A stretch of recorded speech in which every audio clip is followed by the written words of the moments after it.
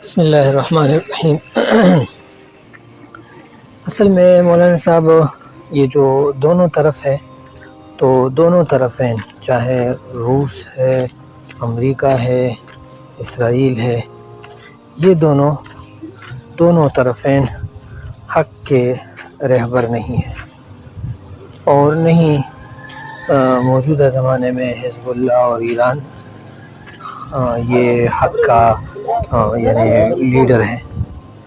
دونوں اپنے اپنے مفادات کے لیے کام کرتے ہیں۔ اس وجہ سے جتنے بھی خوف اور ہراس کے آواز ہیں تو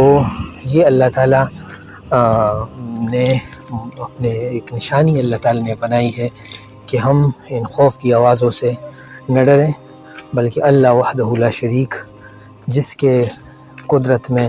سارے کائنات اور سارے کائنات کا وجود ہے، تو وہی امن دینے والا ہے، وہی خوف دینے والا ہے، وہی امن کو جنگ کے بد امنی سے اور بدلنے والا ہے۔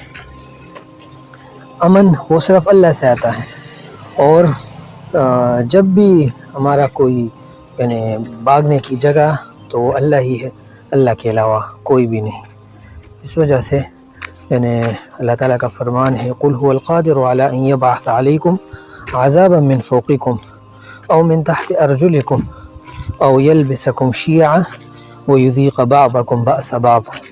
انظُرْ كَيْفَ نُصَرِّفُ الْآيَاتِ لَعَلَّهُمْ يَفْقَهُونَ، یعنی اللہ تعالیٰ اس بات پر قادر ہے کہ اللہ تعالیٰ تمہارے اوپر سے تم پر عذاب نازل کرے، اور تمہارے پاؤں کے نیچے سے تم عذاب نازل کرے، اور تمہیں آپس میں ایک دوسرے کے ساتھ جنگ کی حالت میں وہ مشت و گریبان کرے، اور اس طرح تمہیں ایک دوسرے کا عذاب کا مزہ چکھائے۔ اور یہ سب اللہ تعالیٰ اس لیے کرتے ہیں تاکہ جو سمجھنے والے ہیں وہ اللہ تعالیٰ کے نشانیوں کو جو اللہ تعالیٰ پیر کر مختلف انداز سے بیان کرتے ہیں ان کو سمجھیں، اللہ کی طرف توبہ کریں، ظلم سے اپنا ہاتھ روکیں، انفرادی سطح پر، معاشرتی سطح پر، اجتماعی سطح پر، ملکی سطح پر، اور ظالموں کا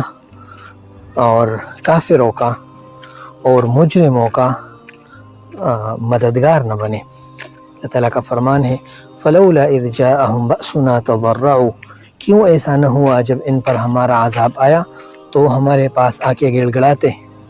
اور عاجزی اختیار کرتے، لیکن وَلَكِنْ قَسَتْ قُلُوبُهُمْ، لیکن ان کے دل سخت ہوئے،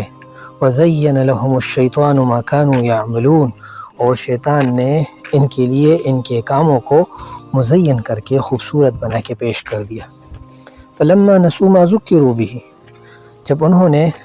ہماری نصیحت والی آیاتوں کو بلا بیٹھے،